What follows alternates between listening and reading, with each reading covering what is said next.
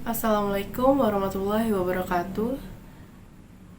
Saya Baby Gania Marada dari kelas 105. Di sini saya akan membahas Bhinneka Tunggal Ika dan NKRI. Bhinneka Tunggal Ika. Pokok pembahasan dalam Bhinneka Tunggal Ika ini yaitu mengidentifikasi identitas individu dan kelompok, mengenali, menyadari, dan menghargai keragaman identitas. Bhinneka Tunggal Ika merumuskan dengan tegas adanya harmoni antara kebinekaan dan ketunggalikaan, antara keanekaan dan keekaan, antara kepelbagaian dan kesatuan, antara hal banyak dan hal satu, atau antara pluralisme dan monisme. Pokok pembahasan yang pertama, mengidentifikasi identitas individu dan identitas kelompok. Di sini dibagi dua, jenis dan pembentukan identitas dan Pancasila, identitas bangsa Indonesia. Pertama, saya akan menjelaskan jenis dan pembentukan identitas. Pembentukan identitas dibagi menjadi 4, yaitu yang pertama, identitas individu yang alami, identitas individu yang terbentuk secara sosial, identitas kelompok yang alami, identitas kelompok yang terbentuk secara sosial.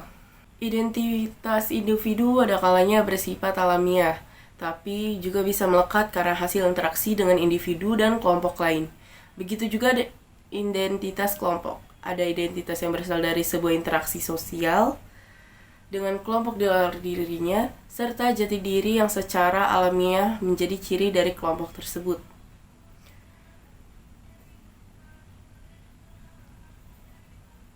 Identitas individu yang terbentuk secara alami itu saat kita baru saja lahir, atau bisa saja kita dalam kandungan. Identitas individu yang terbentuk secara sosial, kita bisa mengenali jati diri seseorang atau individu karena hasil pergumulannya atau interaksinya dengan mereka yang ada di luar dirinya. Identitas kelompok yang terbentuk secara alami.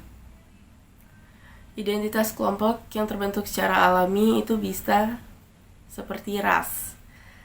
Ras terbentuk secara alami, mau itu dari kelompok tersebut, dari tempat mereka tinggal, atau dari ciri fisik mereka. Identitas kelompok yang terbentuk secara sosial. Bangsa dan negara juga merupakan sebuah kelompok sosial. Setiap bangsa memiliki identitasnya masing-masing. Begitupun juga dengan negara. Dasar, simbol, bahasa, lagu kebangsaan, serta warna bendera menjadi salah satu penanda sebuah negara. Sebagai kelompok, negara juga terbentuk secara sosial. Negara Indonesia dibentuk atas dasar perjuangan rakyatnya. Yang kedua adalah Pancasila, identitas Indonesia. Dari mana Pancasila itu berasal? Pancasila adalah identitas yang digali dari kearifan serta kekayaan nilai bumi Indonesia. Agar terus hidup sebagai ciri bangsa, Pancasila tidak sekedar dilafalkan, tetapi juga diamalkan. Keberagaman tidak bisa kita ingkari sebagai faktor sosiologis sekaligus sebagai kenyataan alami yang memang demikian adanya. Pancasila kemudian membikainya dan sekaligus memayungi keberagaman tersebut. Masyarakat yang berbeda latar belakang agama, etnis, ataupun suku bisa hidup di dalam bingkai tersebut. Pokok pembahasan kedua yaitu mengenali, menyadari keragaman identitas dan menghargainya. Mengenali dan menyadari keragaman identitas. Sebagai makhluk sosial, manusia melakukan interaksi dengan yang lain, baik dilakukan oleh individu maupun antar kelompok. Pada aktivitas itu ada proses mempengaruhi yang dilakukan baik melalui sikap, aktivitas maupun simbol tertentu. Interaksi inilah yang membuat orang mengenali yang lain. Proses untuk mengenali yang lain juga bisa dilakukan oleh manusia dalam kapasitasnya sebagai makhluk sosial yang bisa dijumpai melalui cara lain, yakni sosialisasi. Sosialisasi berarti penanaman atau penyebaran adat, nilai, cara pandang, atau pemahaman yang dilakukan oleh satu generasi kepada generasi berikutnya dalam sebuah masyarakat. Melalui sosialisasi, seseorang atau sebuah kelompok menunjukkan nilai-nilai yang dianutnya. Tujuannya bisa sebatas hanya mengenalkan atau bermaksud mempengaruhi yang lain. Dalam sebuah kelompok yang terdiri dari banyak individu, potensi munculnya perbedaan persepsi sangatlah besar. Masing-masing orang memiliki nilai serta pandangan yang menjadi identitasnya. Indonesia adalah negara yang memiliki dua identitas sekaligus. Identitas pertama bersifat primordial atau jati diri yang berkaitan dengan etnis, suku, agama, dan bahasa. Identitas kedua bersifat nasional. Jika dalam identitas primordial kita melihat banyak sekali jati diri, tidak demikian halnya dengan identitas nasional. Dalam jati diri kita yang bersifat nasional itu, kita bersama-sama memiliki satu warna, satu identitas. Dengan begitu, keunikan Indonesia terletak pada keragaman sekaligus kesatuannya. Keragaman pada identitas kita yang bersifat primordial, sementara kesatuan dan persatuan terletak pada jati diri kita yang bersifat nasional. Menghargai keragaman identitas. Pada setiap perjalanan yang dilakukan oleh siapapun, individu maupun kelompok, mereka akan berjumpa dengan perbedaan-perbedaan. Perjumpaan antara kebudayaan yang berbeda kemudian mengharuskan adanya kesepakatan tentang bagaimana interaksi dibangun di antara mereka. Dalam perbedaan-perbedaan yang dijumpai tersebut, perlu sikap yang lebih dari sekedar mengenali dan menyadari, yakni menghargai tradisi yang lain.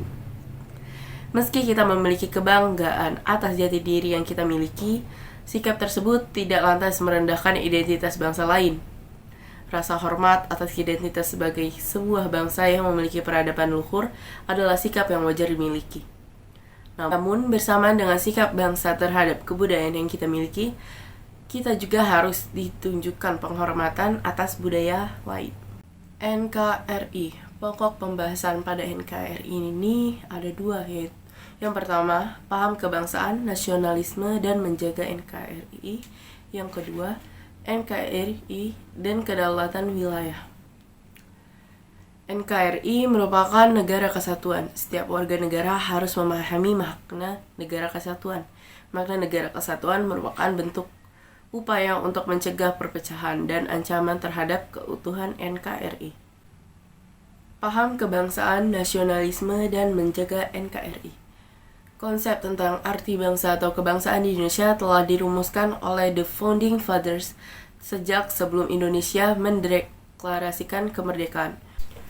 Rumusan konsep kebangsaan itu dapat dilacak pada pemikiran Soekarno saat menyampaikan pidatonya yang fenomenal 1 Juni 1945. Perbedaan pendapat di antara tokoh-tokoh bangsa dalam sidang BPUPK tentang makna kebangsaan terlihat dalam pidato Soekarno. Pendapat Soekarno menjadi titik tolak dalam merumuskan konsep kebangsaan dalam konteks Indonesia. Dalam sidang BPUPK, perbedaan pandangan mengenai suatu persoalan dapat dilihat dari kedua kelompok, antara kubu nasional dan Islamis. Karena itu, Soekarno memberikan penekanan bahwa apa yang disampaikannya saat sidang atas dasar sebagai bagian dari bangsa, yang tidak memiliki tendensi untuk menolak atau mendukung salah satu kubu.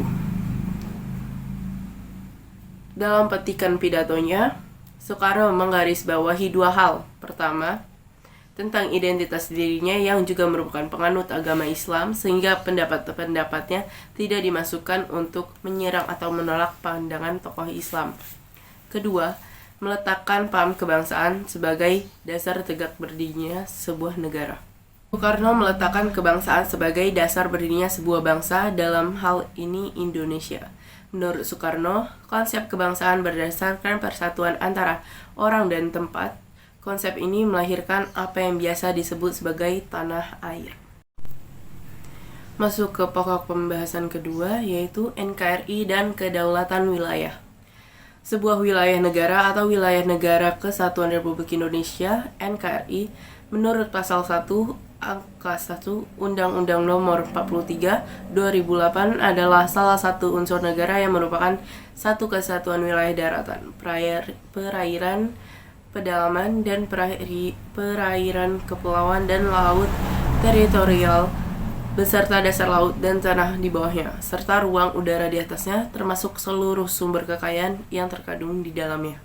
Indonesia seringkali mengalami sengketa batas wilayah dengan negara-negara lain. Data tahun 2019-2009 dari Institute for Defense, Security and Peace Studies atau IDSPS menyebutkan jika Indonesia masih memiliki sejumlah sengketa batas wilayah perbatasan yang belum terselesaikan. Misalnya, Indonesia mempunyai batas barat dengan 3 negara, yakni Papua Nugini, Timor Leste, dan Malaysia.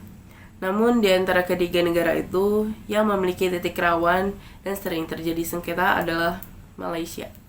Sekian penjelasan saya mengenai Kebinekaan Tunggal Ika dan NKRI.